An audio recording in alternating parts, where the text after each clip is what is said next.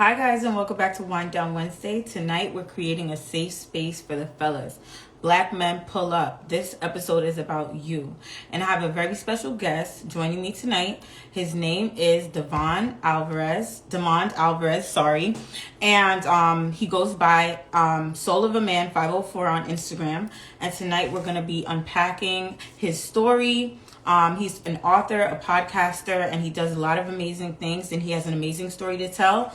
So I'm here to host this live for him to share his story and for us to just have a conversation about black men, mental health, overcoming stress, and all of that good stuff. Some things to note. I am still looking for sponsorships. So if you know anyone or you know a good black owned liquor wine brand that you know is looking for people to collaborate with, send me their information. I'm definitely trying to work with people. I have a lot of exciting episodes planned coming up, but I'm always still looking to take more guests coming onto the show. So if you're someone who is comfortable talking in front of a camera, you're lively, you have a story to tell, all of that good stuff, reach out to me. Don't be shy. Tonight I'm sipping on Concannon Vineyards. It's a Petite Syrah. So Petite Syrahs, I've had them before, but I've never drank them on my particular live. But it's kind of like sparkly a little bit, and it's still a bit dry.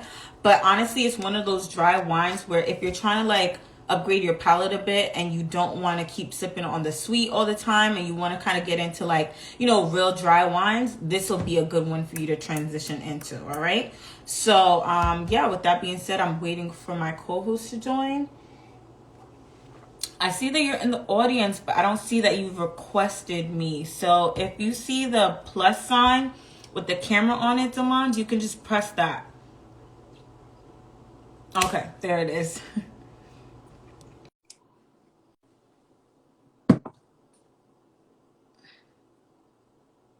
There we go. Hey, how are you? Hey, I'm good. How you doing? I'm good. You sipping on anything? Yeah, I got now I was coming on Wind Down Wednesday, so I had to break this open. What is it? What kind of This wine is it? is this is called Blitch's Brew. This is from a good friend of mine. Her name is Fundy Fee. She has her own wine. She's amazing. So yeah, so I cracked this open tonight just for you, my friend. So cheers. Nice. I was just saying that I'm looking for like black. Is she black? Yeah, she is. Okay, I'm looking for like black owned wine brands to collaborate with. So maybe you can share her information with me and like, you Yeah, know, yeah, I yeah, can yeah, talk to her. yeah, definitely. That's dope. What kind of wine is it? This is more on the this is more like on the more on the spiritual side. It says made with alkaline water, uh, real fruit, cane sugar, honey, and yeast. Ooh, that sounds really healthy. Like, you know, a lot of wines do have tannins and all kinds of stuff in them that people try to stay away from because it gives them headaches. So that sounds amazing. So definitely share her information with me. But with that being said, I wanted to let the audience know what I'm sipping on. I'm sipping on Concannon wines tonight, and it's a Petite Syrah. I was telling the audience before you joined that it's a bit on the dry side, but it's one of those wines where if it's not too dry, that if you're trying to break into like really being a wine connoisseur, this is like a dry you should start with. And it's a bit sparkly too. So check that out. I think it was only about $13 at my local wine store. But with that being said, thank you so much first and foremost for coming on to Wine Down Wednesday. I appreciate you coming here. Thank you for having me. Mm-hmm. So I'm just going to get right into it because I feel like we have so much to cover. So the first thing I wanted to do is have you introduce yourself to the audience and also talk about, you know, how you got to be an author. Okay, so what is going on, world? Once again, my name is Damon Alvarez, aka Mr. Soul of a Man 50 to the 4, always representing New Orleans, Louisiana. Mm-hmm. So a bit about me is that I started writing about in middle school. Fast forward, I grew up in the church, so a lot Mm-hmm. of me, acting, being able to speak in front of the camera, being able to speak in front of people. A lot of that came from, singing in the choir. No, I can't sing, but but singing in the choir. but saying it quite, a lot of that came from, that genre, or my religious background. And to fast forward, I started writing poetry and short stories, and I didn't actually write my first book until like 2015. But with me writing that book, so now I became something more than an author. And for those people that are planning on writing a book, you're going to wear a lot of different hats, especially now, since we live in this social media era. You're going to be doing interviews like this. You're going to be on you're going to be on TV. You're going to be on the radio. You're going to be on podcasts. You're going to be on magazines. And I've done all of these things. I've like you said, I even have my own podcast now. Soulful Conversations, and started that in 2020. I was able to interview different celebrities and people from just different backgrounds from all over the world. So just to say, you never quite know where the journey is going to take you, but it's a beautiful thing because your gifts are always going to make room for you. But it's it's an amazing, beautiful up and down ride. But the main thing I had to figure out for myself was, you gotta stay consistent, you gotta stay hungry, and you gotta stay motivated. Yeah, that's an absolute truth. So which book was your first book that you wrote? So my first book, this is my first book, Soul of a Man, poetry for the mind, body, and soul. I growing up in New Orleans, early part of the millennium, I started out in the in some of the poetry spots, and I started doing a spoken word, and from that birthed this my first baby. and from there, like I said, it started to grow. The main thing I've always wanted to do was just share my talents with the world. And to say that, to say it is one thing, but to do it is something else. That is an absolute fact. Like, there's so many people throughout life who say, oh, I want to do this, I want to do this, I want to do that. But to actually put that plan into action is an amazing thing. And I'm sure you had to overcome a lot of fear doing that. Now, let me ask you really quick before you transition to the next question I had. Is Soul of a Man like a poetry book, or is it more of like kind of just like your views on things? Like, what kind of book is it? The Soul of a Man, Poetry for the Mind, Body, and Soul is a book that's I call my mixtape. Because back in the day, rappers, they would hand out their mixtapes, and they would have it's something that's eclectic. So you have I'm touching on a lot of different topics. I touch on a lot of different topics in the book. I talk about manhood. I talk about things dealing with, women and our sisters, and racism, things dealing with society. I talk about love and the foundation of that. So I talk about just a lot of different things, but more from a deeper, soulful perspective. Right. Okay. That's awesome. So you sent me a brief biography in which you mentioned that you struggled with depression and homelessness after being displaced due to Hurricane Katrina. Can you give us a brief overview of that time in your life, if you feel comfortable talking about that, of course? Yeah. So, about 2005, but I'll backtrack.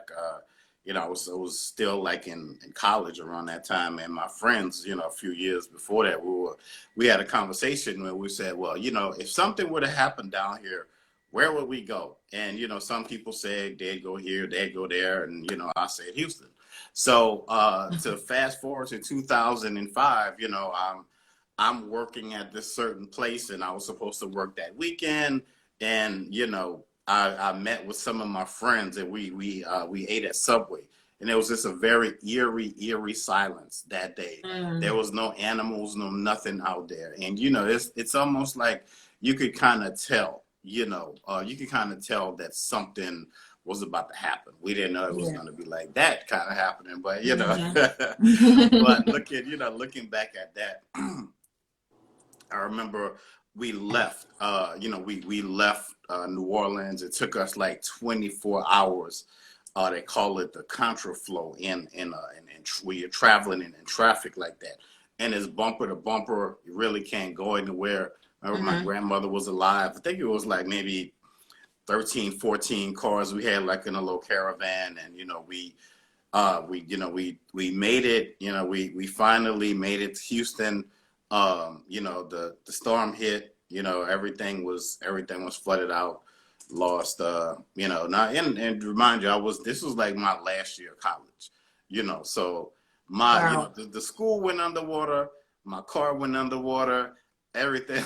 You Wow. want to talk about, now y'all want to talk about hitting rock bottom, man. Look, Mhm. that was the epitome of like hitting rock bottom, you know, living in Yeah. hotels, having to, uh, you know, just have to just rely on the kindness of strangers. And Mhm. people back then really did. There were some people who didn't quote unquote have that giving spirit, but a lot of people did. And a lot of Yeah. people gave clothes and all of that good stuff. So, and I remember just riding around with my family, with my dad, and we had to go to these we had to go to these just different places where they were giving out clothes and stuff like that. I grabbed a Mhm. few things, but I didn't grab everything. But and by the time we got back, by the time we got back to inspect the house, it looked like a bomb hit the neighborhood. That's how bad it was. Like, So, if I may interject, so mm-hmm, you went to Houston, right? And mm-hmm. how long were you there till when you came back to your home to see, the devastation that had hit? Man. Now you have me thinking. It Mhm. was maybe like, man, probably. I don't know if it was like maybe a few weeks. Probably Okay. like a few weeks. Because Mhm. we had eventually, we got settled. We got settled, in Houston, and I was gonna go to Texas Southern, but that didn't work out. And thankfully, Southern University and Baton Rouge, they actually took me in. So Yeah. I'm forever grateful to Southern.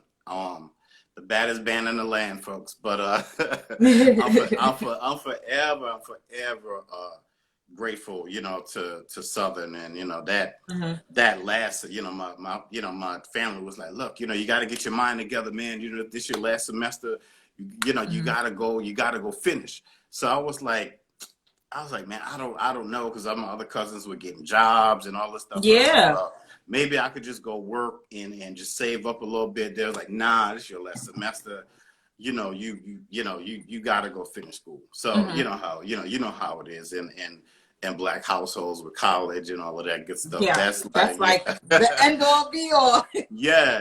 And I Yeah. I grew up in that, like, when the different world was hot and all of that stuff, back in the day. So, so I ended up this is like the short version of the story, but I Mhm. ended up going to Baton Rouge, staying on campus, and mind you, around that time, I had a friend who would come and pick me up from time to time. My cousin would drop by. Shout out to Elvin Miller, but he would drop by from time to time because he had just graduated from school, like, I think the year beforehand. So, but other than that, I was like, other than maybe a few people that I knew from Southern and New Orleans, I was pretty much backed up by myself, and that was, and just to deal with the mental toll.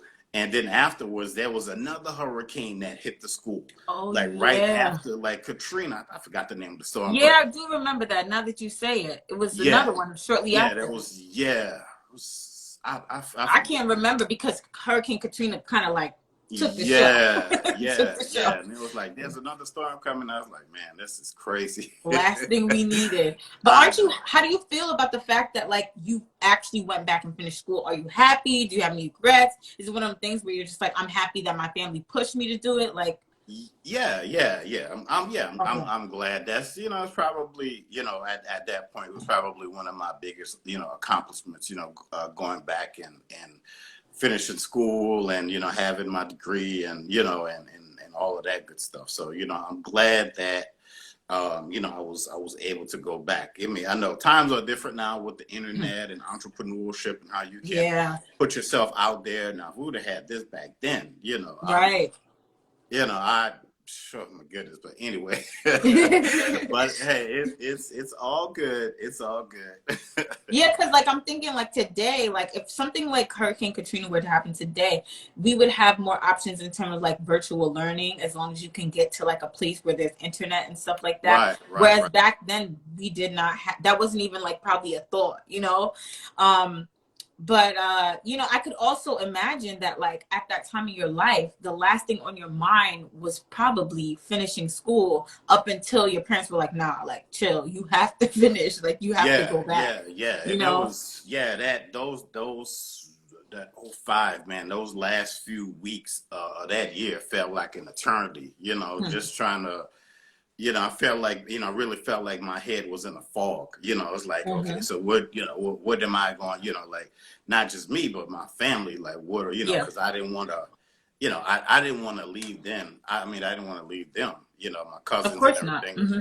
Yeah, everybody was out there. But yeah, but the important thing, that I've learned along this journey is that, you have to stay, you really have to stay mentally strong. You do, and it does take a village, because Mm-hmm. if I didn't have that village, we're my story could have turned out, I could have been, like if I would have stayed down there, I could have been one of those people in the Superdome or, in the convention Yeah. center. And, a lot of that, a lot of that story from down there is very tragic, but glad that, I had my family and, the man upstairs and in my faith and, and everything else. Yeah, of course. I can just imagine what that was like. And you know what, you made it through. And you mentioned, staying mentally strong. And that's something that I'm definitely going to touch on in a couple of my questions coming up later on. So, one of your books, I think you said you called it your mixtape, is titled Soul of a Man. This is also the name of your Instagram account. And it seems to be like a trend that means a lot to a trend of a phrase that means a lot to you. So, like, what exactly does soul of a man mean to you, that particular phrase? It is it is the rallying cry behind me and my ancestors that that are always with me, to help to stand me up, and to help to help to say that, like you have a voice, hold your head up high, keep moving, like if we could escape, we could make it out of slavery and all of that in the Middle Passage. Just imagine what you can do. So, although we didn't get to live our dreams, you get to go forward and because of our hard work, you get to shine just a little bit brighter and you just, get to cancel Mm-hmm. out a lot of those generational curses. But the soul of a man, when I was doing poetry way back in the day, a spoken word, that stands for soulful, original, unique lyricist. So that's where it started with soul. Then that and everything with black folks start with soul. Our cooking, our everything, everything goes with soul, Yeah, man. it does. Like Don Cornelius had Soul Train. So I had, so and the soul part was already there because I'm, being from a city that has so much culture, so much like diversity within it, from jazz, the food, the art, all of those different things. Soul of a Man part comes in, the journey of me, uh, growing up, almost like the singing group, Boys to Men, in a sense, Mm-hmm. starting off young, but you're so much more layered as as you climb that mountain, Yeah. so to speak. Mm-hmm. So during that time, where you were at your lowest, you're depressed, you don't have your home, you go back, you see your home is demolished. What exactly kept you going? Um, What was it for you? I knew the one of the main things was, it was like the friendships I had formed, the bonds I had formed in New Orleans, and Mhm. this was like the infancy of the internet. So trying to find people or trying to find, certain people was like, it was almost like a needle in a haystack, Mm. like, cause I mean, I think Google was around maybe back then. I'm trying to think. This was like '05. So, I That's remember, crazy. I remember and another thing, my cell phone that I had, I think Hmm. I forgot who I was with. Maybe, I forgot. But Probably the singular. Maybe, yeah, man. The phone that I had went underwater too. So I lost the Oh. phone, I lost all my numbers, I lost all of those contacts. So, Hmm. but long story to fast forward a little bit, I was able to go back home one day, and I went back to a community college that I went to. One guy was still working there, and I asked about, his cousin that I knew, and from him, they were like out in California somewhere. So I was able to, I think they were in San Diego. So anyway, I was able to track them down and get their number. And, I was at least able to, at least able to reconnect with them. So, but that journey was, to say that it wasn't easy. I think even to this day, a lot of people still have a lot of like, mental things going on, from that, maybe Yeah, just, like PTSD, like a yeah, lot of yeah, maybe PTSD. just, yeah, yeah, being away from home, being away from family, and, Hmm. and all of that good stuff. But the main thing, that really kept pushing me, I would have to say, well, two things. I would say, family and faith. Hmm. Those were like really, when people use metaphors for storms raging in your life, and for me to actually still be here, like talking to you, I always tell people, like, I am really like a miracle walking, because Hmm. so many people, and that I'm just probably one of thousands and thousands of stories that that you would hear from that time. But I'm just glad that I was just fortunate enough to just to have the right people. And they say all things happen for a reason, and Right. it definitely happens in season. So, but from there, here I am right now talking to you.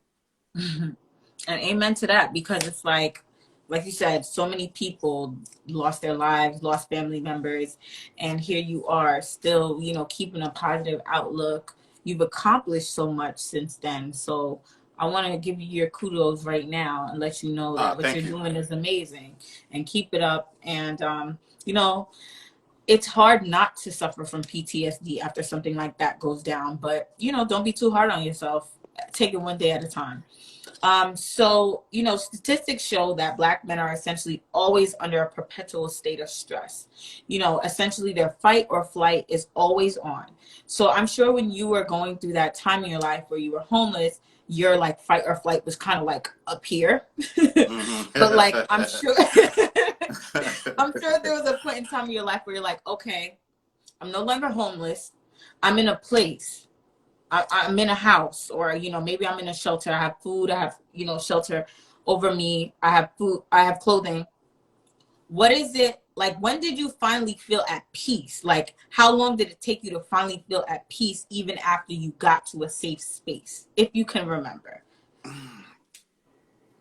Probably, um, and I remember just bouncing around a little bit. After I finished school, I ended up back in Houston like '06. I had my own place, and after that didn't work out. I ended up actually getting evicted in 2006.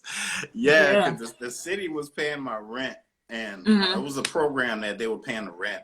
something happened, the people didn't get the check. I had to go to court over it, and I didn't. It's cool.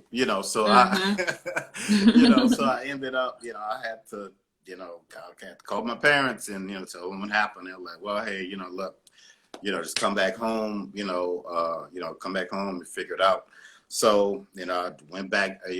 My brother was actually staying in Mobile, Alabama. My mom was staying on there too. My dad was fixing the house up. So I, went to Mobile. I He decided to was go back. fixing up your old, like your childhood home.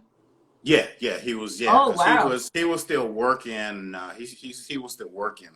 So they gave out these trailers, these like little small FEMA trailers, and Mm. he was sharing that with another gentleman that he worked with. And so, after he eventually fixed up the house, I went, I was in Mobile, Alabama. I went back to school for like massage therapy. I finished that like at the end, like it was from beginning of 07 to the end. So I finished that up. I went back home, to get my license and all of that stuff together. I didn't really end up getting my license until like late 2009, but during the 2008 part when I was living in moved back to Louisiana and being in that New Orleans area, the job market was horrible. Even before I would talk to people. New Orleans is one of those cities where you can go, it's like Vegas, you can go have a good time and all that good stuff. It is. Yeah, but the job market is just like, it's Yeah. job market is horrible. But Mm-hmm. but I ended up, falling back into the depression and the thoughts of Mm. suicide and all of that stuff start to kick in. But I'm glad, glad I had, which I'm, I can't say that a lot of black men I don't know the statistics on that, but I'm just fortunate enough that he was there, that he was there. He was able to, let's say, give me that, he was able to give me that fatherly advice. Mm-hmm. And, from there, I had little odd jobs here and there. I think I went back, took some anatomy class to help me pass my test. I passed it. As soon as I passed my test, my homeboy called and said, "Hey man, what you doing? What's going on?" It's like, man, nothing. He said, "Man, look, I know there's really nothing going on down there." He said, "Man, won't you come to Houston? Got an extra room, blah blah blah." So end of like 2009, I Wow.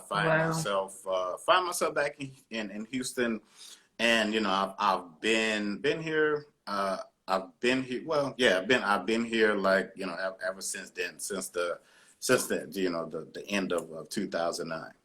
So that was, let's say, Hurricane Katrina happened around 2005. You said, right? Mm-hmm. And then you said 2009. So that's a span of 4 years Yeah. where you are just feeling displaced, you're feeling restless, you're feeling unsettled, you're feeling like, where is home? That I could imagine, does a number on your mental health. It does because even like and I could I like to be transparent when I'm talking over social media, but even still being here in Houston, Mm-hmm. a lot of it still doesn't feel like home. Like I talk Mm. to my homeboy all the time. It's like Yeah. you feel restless. But I told him, it's like when we were in New Orleans, it's like we were doing so much creatively, and Mm-hmm. we were able to express ourselves through, through whatever it is we were doing at the time. We were Right. we were doing martial arts, we were, doing poetry. He had, Mm-hmm. they had their own business and stuff like that going. So and just being, being in the, sometimes you do feel like a small fish in a big pond, living in a big Mm-hmm. city, and but thankfully, like you said, sometimes you forget the things that you do, and you have to kind of look back and say, wow, I've actually been able to accomplish some things. Like Yes. I've been able to I am one of those. I am like, you ever meet those people and they say I am my worst critic? If I had a t-shirt, Yes. Yeah, if I had a T-shirt, I would wear that, and I would brand myself with it. I would get a tattoo right here that says "I am my own worst critic," like literally, because that's that's my that's a part of my story. And Mm-hmm. sometimes even where I am now, I have to tell myself that you know and not to use excuses, but it's like it's another thing that comes along. It's a worldwide pandemic still going on. And it brings it kind of places you again like in that bubble. But the beautiful thing now is that even like I've been in that little bubble. I've been able to still be in a creative mode, even though sometimes I feel like I should be doing more. I should, we always say, Yeah. like we tell ourselves, I should be further along, Yeah. and And I try not to look at, if I look at somebody else's story, we mm-hmm. look at the Jay-Z's and the Oprahs and the Kobe's and I don't know, maybe these people on reality TV show, that's not my Mm-hmm. thing, but you know what I mean. Yeah, you know, it's like it's hard in art, like in this day and age, not to compare yourself to people.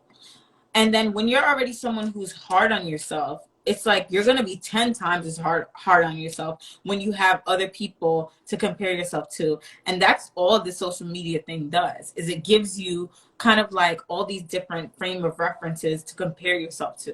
And you're just like, well, why aren't I that good? Or why aren't I that great? And it's just too much sometimes. So I totally relate to that, like 100%.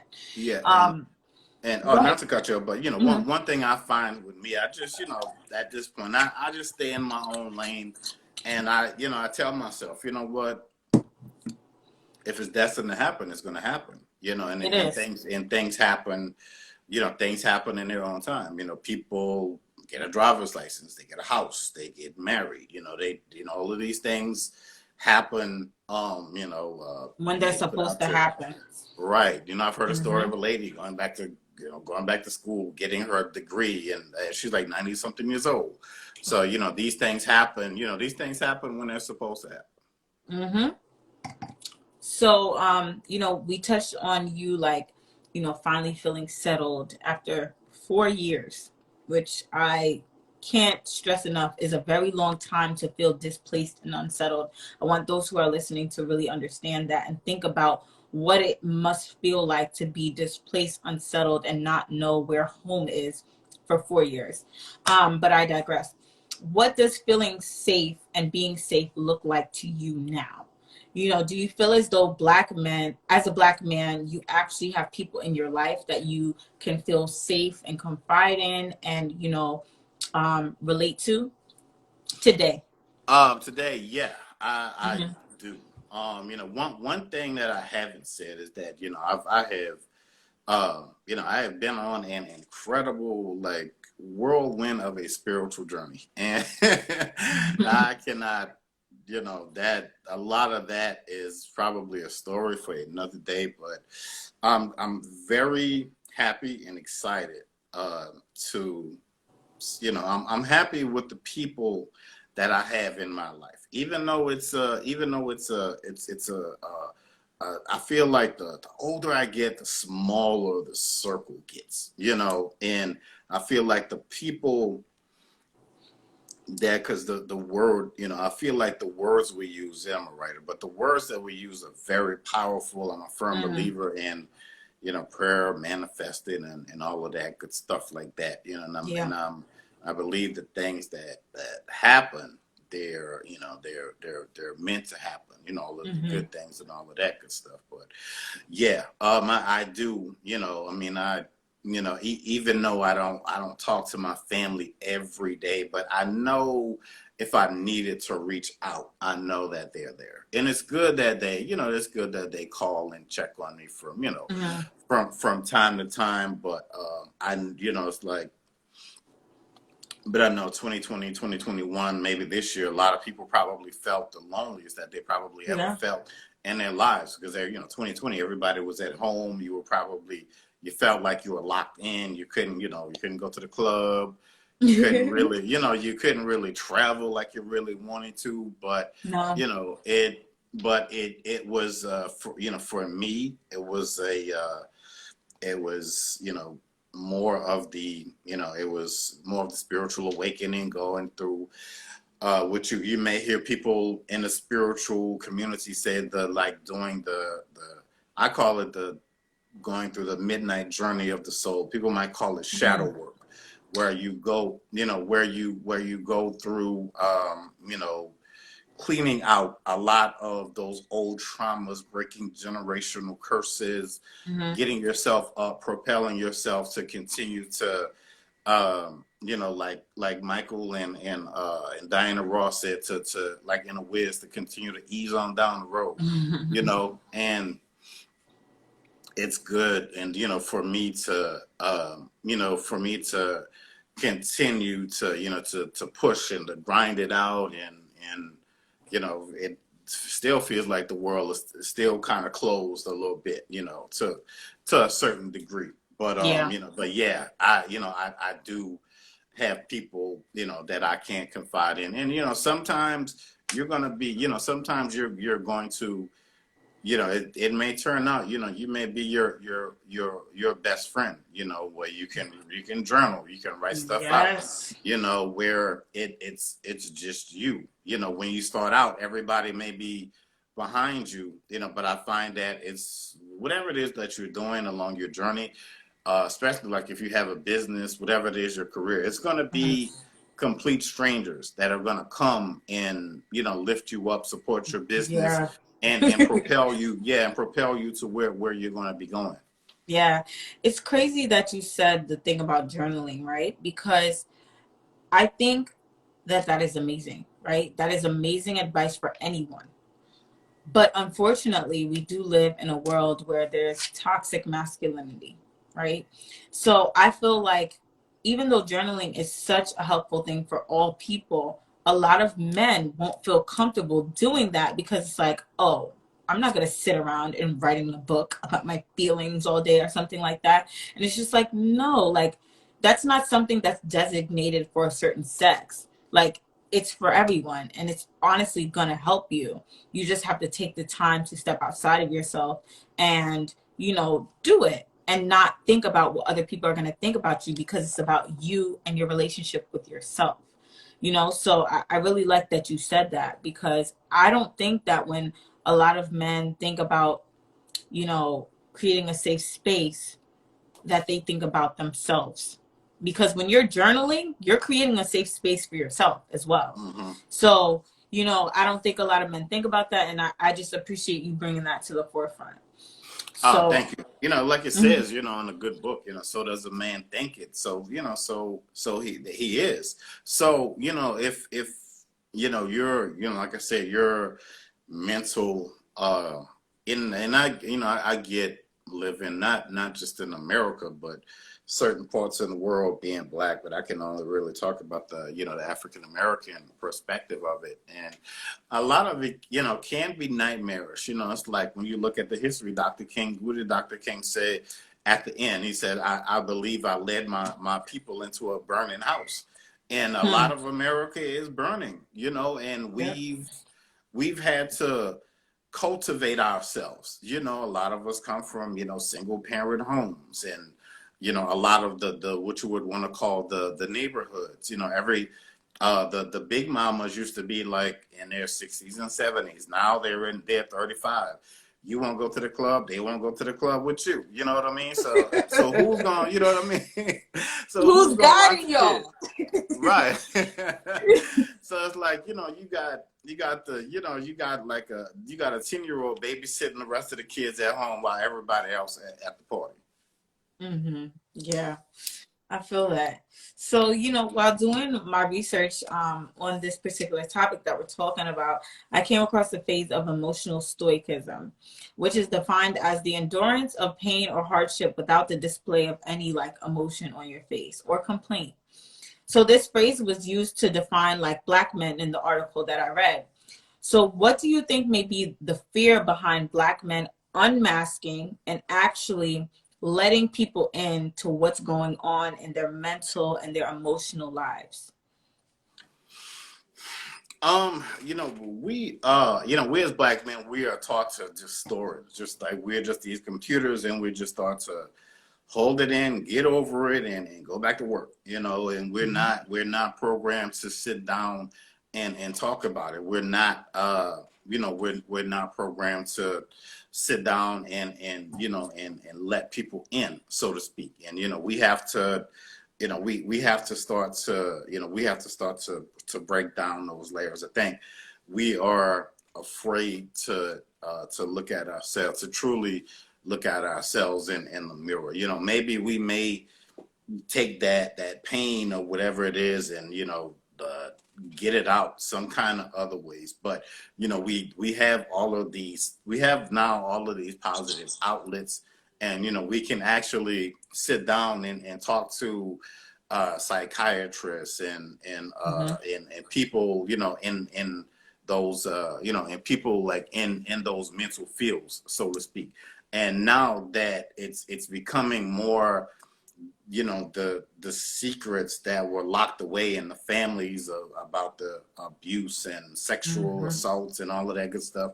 Yeah. Now we have spaces where you can actually go and talk to somebody about that, and start to break these things down, because a lot of us, as black men and women, we have so many, the slave syndrome, like Dr. Joy DeGruy was saying, like the slave syndrome that we carry within our DNA. It's so easy for us to be triggered. It's Hmm. so like if I see a sister and I say, oh wow, you're pretty for a dark-skinned black girl, you know what goes through her mind right then and there? Like, I'm not even, so that's just like, you might as well just take a gun, put a bullet in it, and spin the thing, and just play Russian roulette right then and there. Like, Yeah. seriously, I'm we telling you, have to, but as a dark skinned black woman, yeah, it's like the right. emotional and psychological warfare that does to us.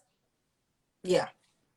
Right. So, we have to not only, we have to learn how to really just start respecting ourselves. I think that's Mm-hmm. where Rita Franklin said that, once upon a time. So, we have to really look at we really have to look at the heart of the matter. You have a lot of people out here that proclaim to be the gurus of our society. Unfortunately, we don't have any real leadership like we Mm-hmm. had. I think the last leaders we had were like, Dr. King, Malcolm X. After that, the Black Panthers, and it's kind of like a slippery slope, so to speak. So Yeah.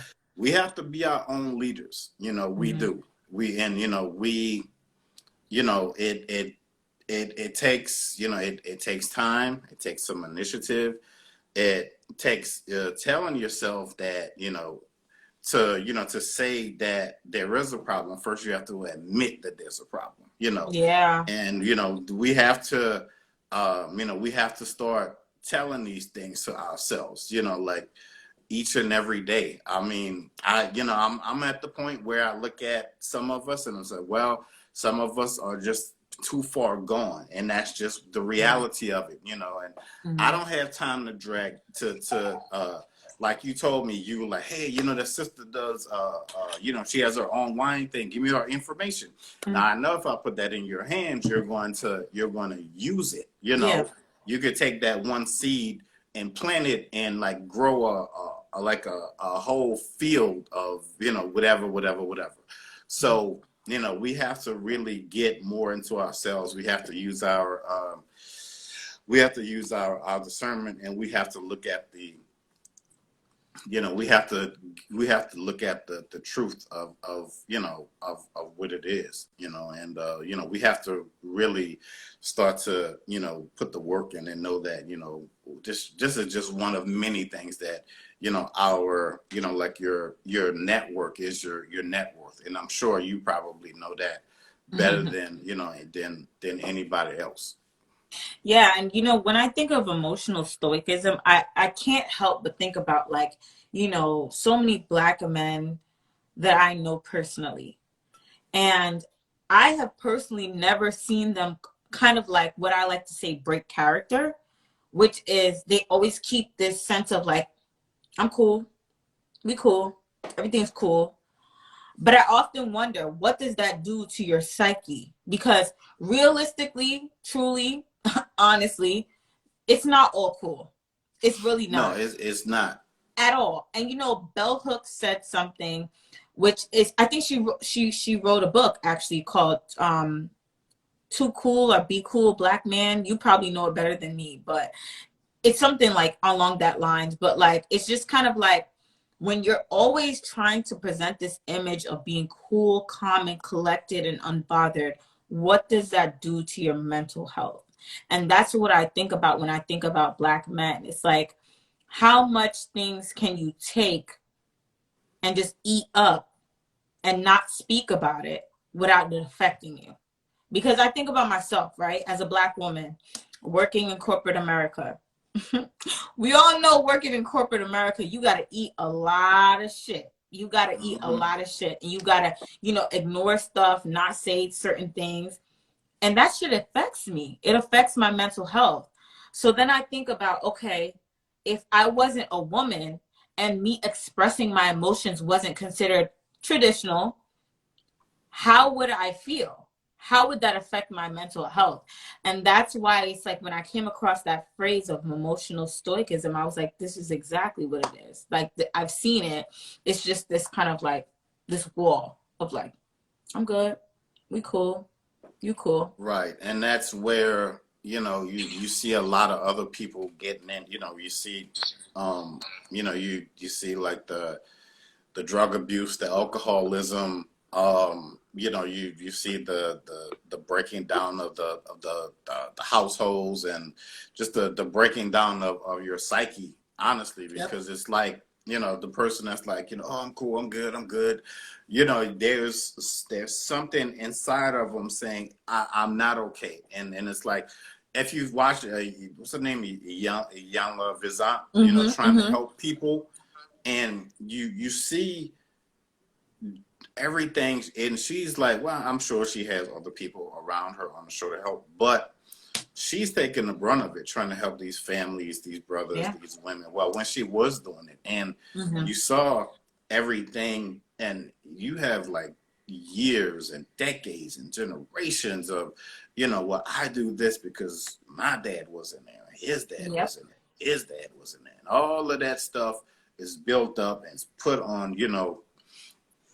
They said they said the weight of the world on the weight of the world is on your shoulders, and then you have a society that's so against you, trying to just trying to be happy, just Mm-hmm. trying to you're walking down the Progress. street, Yeah. you're a black male walking, like I think Dick Gregory said, uh you drive in, you see the police, and you automatically you tense up. You grab the steering wheel. Yeah. Yeah, you tense up. You see them and they go by, and it's a sigh of relief, because you made it home safe that day. Mm-hmm. That's the plight that and we say it over and over again, and it's like to the point where we have to we it's like somebody told me, man, it's either we have the now for our forever, and that's what it is. We have to we have to look at each other, just to start to look at each other as human beings. Yeah. That's where we can start, and and from there, because I don't know if y'all look, I've been on Clubhouse, and it's crazy. It Yeah. is I had to get foolish. off. It's Mm-hmm. buffoonery, and it's crazy. The black woman versus this and I'm Yeah. like, I can't. I I had to get off, Demond. I had to get off. I used to be on Clubhouse. I used to hold rooms with my girlfriends. And this was at the very beginning. And I'm like, Yeah. okay, this is cool. But then I saw where it was going. I was like, you know what? X me out of this because I don't like this. I don't like where it's going. It's really unfortunate. But, the important thing is that I think we create a safe space for each other. Black man, black woman to black man, and black man to black woman, right? So, my final question and my final statement is that, while doing research for the episode, I came across the statistic again that suicide is the third leading cause of death for black males aged 15 to 24. As a black man, how do you feel like we can create better safe places for black men? In your personal opinion, there's no right or wrong answer. Well, I just feel that, it's just time for us, maybe that's a little bit of the older generation to go, you have to meet people where they are, and you can't, a lot of the younger generation, they don't want to, they don't have that mentality of like, you can't like wag your finger at them like the generation previously did, No.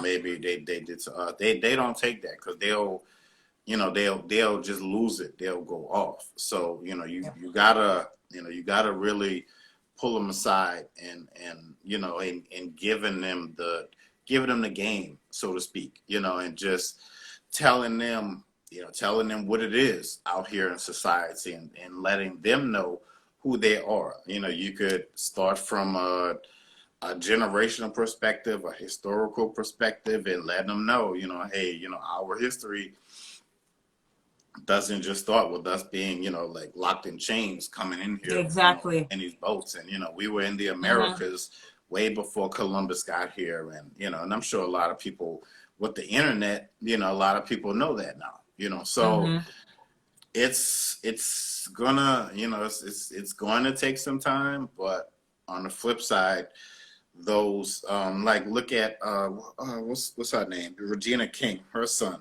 He was in his 20s and he ended his life. Now you would think from the outside looking in, Regina King, the actress, I'm sure that, I don't want to count the lady's pockets, but I'm sure they were well off. I don't know what would happen, but like I said, with this the pandemic, there's a lot of stuff going on. I'm sure I don't know what the story was.